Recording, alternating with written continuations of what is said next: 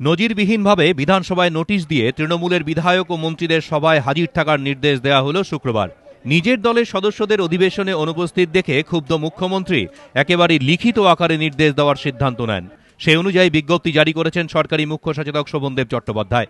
বিজ্ঞপ্তিতে বলা হয়েছে, সকল মাননীয় মন্ত্রী, পরিষদীয় সচিব এবং বিধানসভার সদস্যগণকে অনুরোধ করা হইতেছে যে তাহারা যেন বিধানসভা অধিবেশন চলাকালীন প্রতিদিন সকাল 11টায় বিধানসভায় উপস্থিত থাকেন এবং সভা শেষ না হওয়া পর্যন্ত বিধানসভা ত্যাগ না করেন।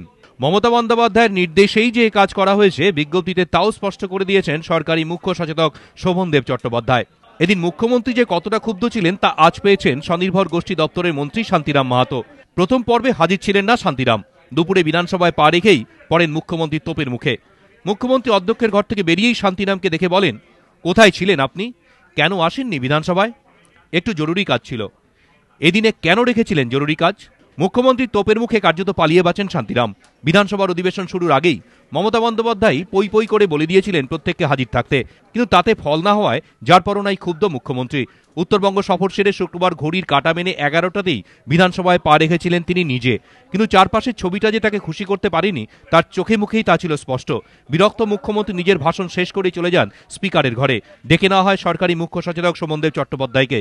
তারপরেই জারি করা হয় এই নোটিশ।